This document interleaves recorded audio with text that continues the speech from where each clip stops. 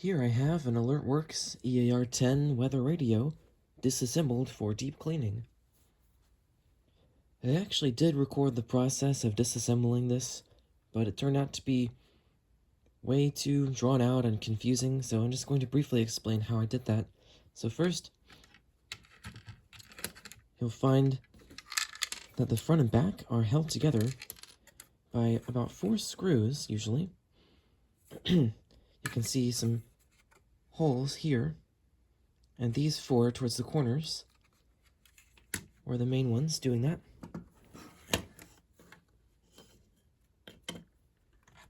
You can see the holes on the back here.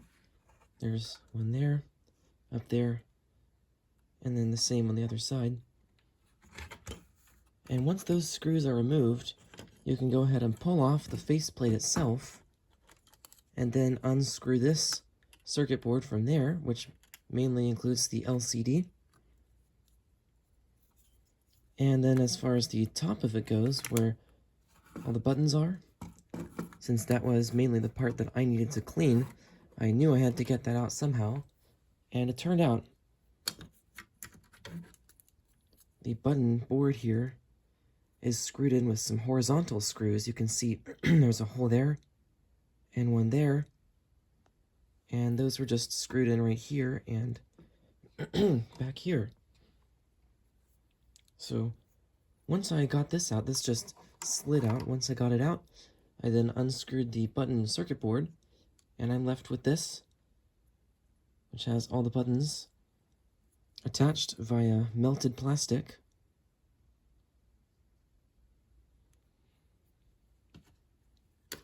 And I may or may not actually wash these parts with soap and water and a toothbrush. I'll see if it really needs it.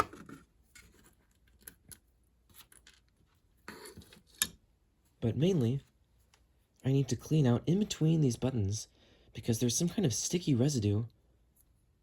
I'm not sure how well you'll be able to see it, but there's this brown, disgusting something inside of here in all these buttons. So of course I have to get this disassembled in order to access that properly. And the way I'm going to clean this out is by getting a paper towel soaked with rubbing alcohol and just rubbing it until it doesn't come out with residue anymore.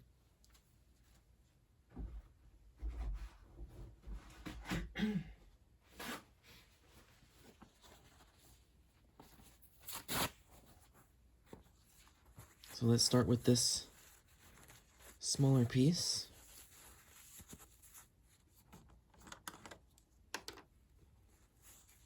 Since this isn't going to be directly touching any of the electronics, I'm just using 70%, but if you wanted to clean the actual circuit board, it'd be better to use a 90% or higher isopropyl alcohol. And then of course, since these buttons are held together with very, very thin plastic traces, oh yeah, you can see some of the residue in there. Anyway, you'll want to just be very careful when you're separating them so you can wipe them out. Not to bend them too far, otherwise, of course, they would just snap off.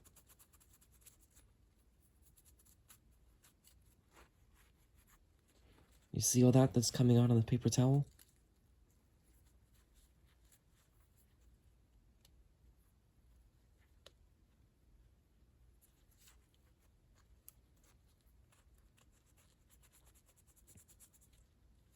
So once this residue is off of here, these buttons are going to work just fine. Actually, they did function just fine, but the problem was they were annoyingly sticky. They didn't feel right to press.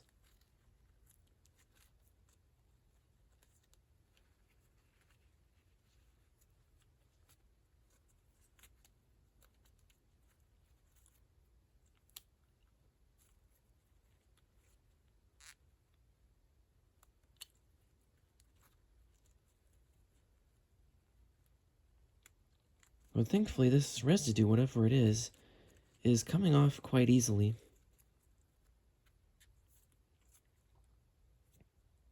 I just need to be able to get access to it, can see there's some down inside here, right here, in a place where I can't really get to it.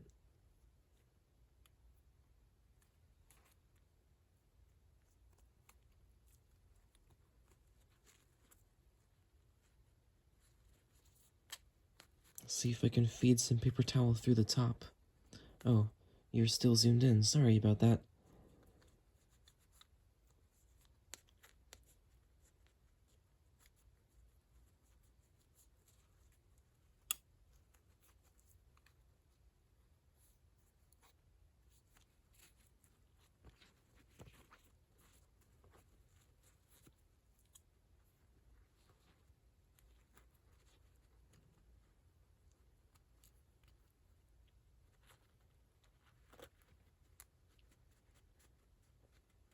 So anyway, this process is going to be the same for all these buttons.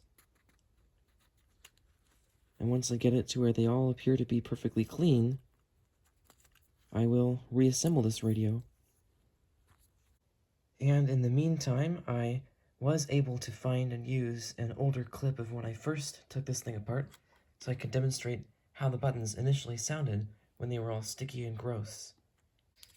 Well, I think I wiped out some of it from in here, but there's this weird brown residue inside the switches, and then some of the buttons on the top don't really click properly, and they just kind of stick more than click. Like, this is how they should sound. But then these, and they don't even feel right. And it also occurred to me, out of all the many videos on YouTube from weather radio enthusiasts and collectors that I've seen, I don't know of any that show the process of actually disassembling and deep cleaning a weather radio. I've done this on some landline telephones, which you can see over here even. I've got some in progress. And there are plenty of videos on how to do those. But I think a weather radio is a different kind of device, obviously, but it's still similar enough that I should be able to figure this one out. I've never opened one of these before. But I wanted to show you how I do it, because this is a pretty important thing to be able to do, I think. Now I'm going to try to begin the process of reassembly. Got all the buttons cleaned out as much as I could. So, let's see.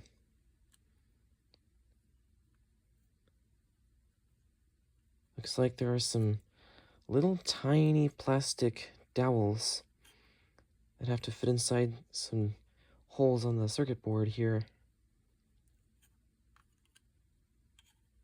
And some that go right up to meet the circuit board but don't actually go through holes. And we have a total of 5 screws for this.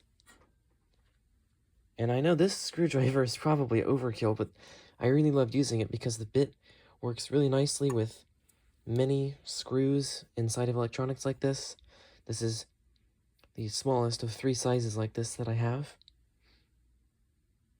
And also the handle design is great for delivering good amounts of torque.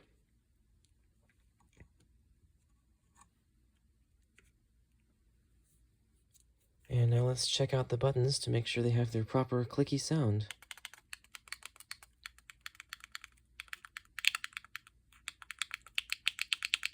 Sounds beautiful, just like these radios are supposed to sound. Before I cleaned them out, they didn't really have much of a sound at all because they couldn't move freely from all that residue in there. Okay, next I will put this up in the top again, and like I said, this just slides in up here. Oh, wait a second. Almost forgot about the switch cover. There are 2 in here for the 2 switches, and they appear to be identical. And I already wiped these off as well. So it just fits over the switch itself like that. And slides in like that.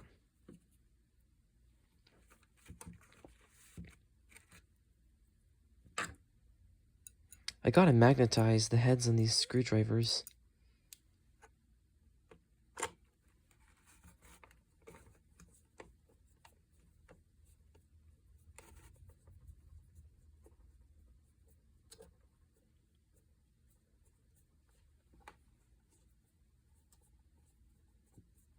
This one seems to be taking a while to go in. And, of course, that's because I put it in the wrong hole. Okay.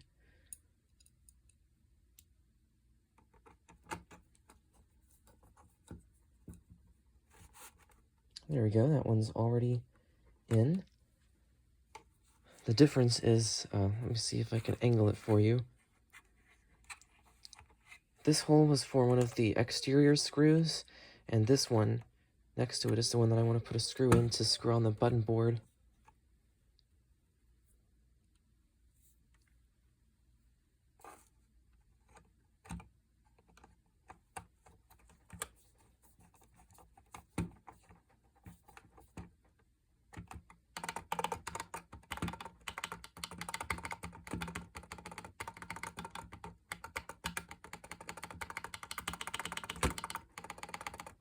Sounds good to me.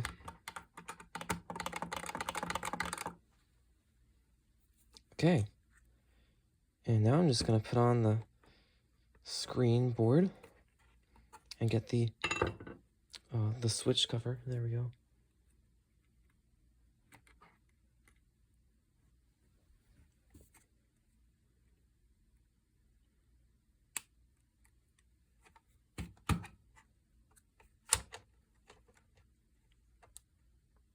Oh, yeah.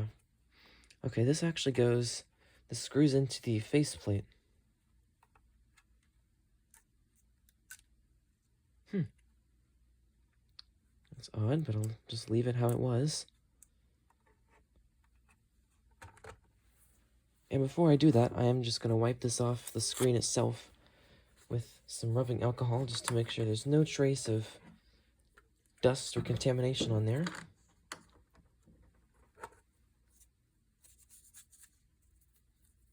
That way it looks its best once it's inside and all reassembled.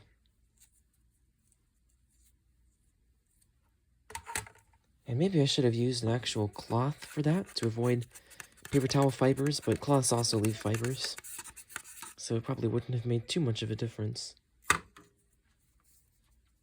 Okay.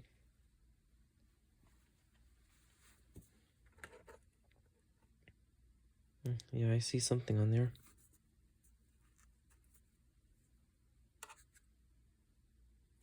Alright, I'll just give this a minute to dry and then see if I can blow off any remaining particles, and then we'll screw it back in place. Alright, and I just wiped it off again with a dry cloth and paper towel, just to make sure there's nothing left on there. So now let's get this back in place.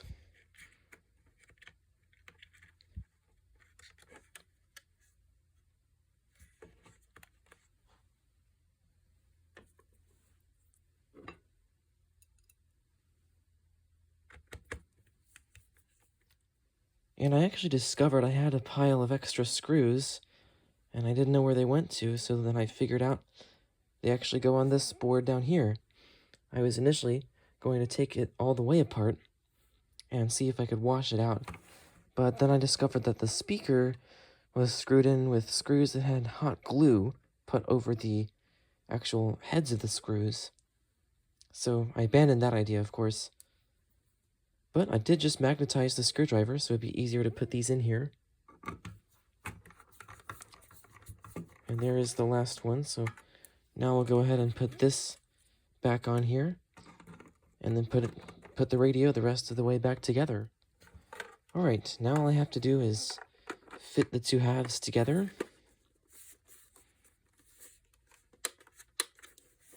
Make sure everything still appears like it wants to work.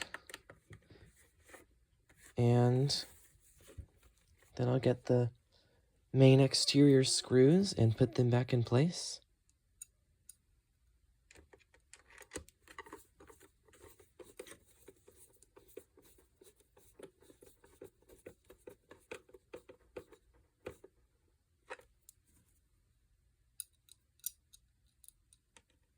This is a case where one of these long screwdrivers comes in handy for sure.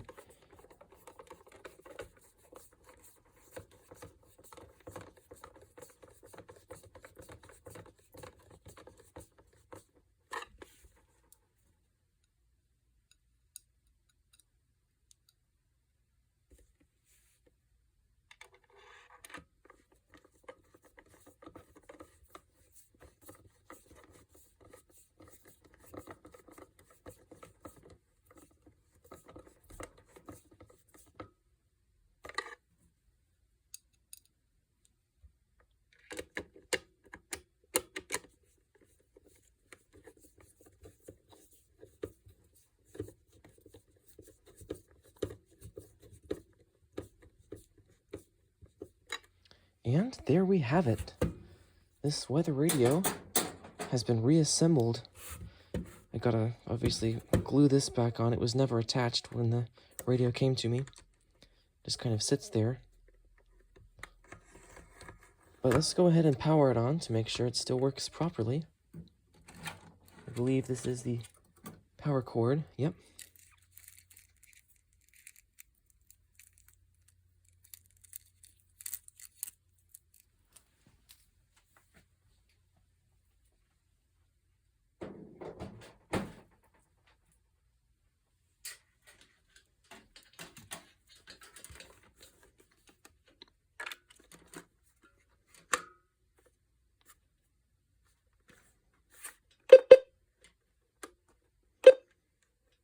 Windy said 7. At Cornelia, it was cloudy at 54. Windy said 5. At Socoa.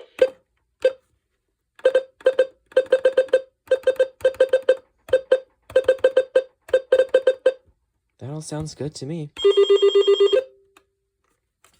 Very nice. Alright. Now I do want to finally, before I fully put this into service, get like a toothbrush with a little bit of rubbing alcohol on it and brush out these speaker holes. Because as you can see, there is some grime in here. But then this thing is ready to go. So there we go. That was the process of disassembling and deep cleaning a weather radio.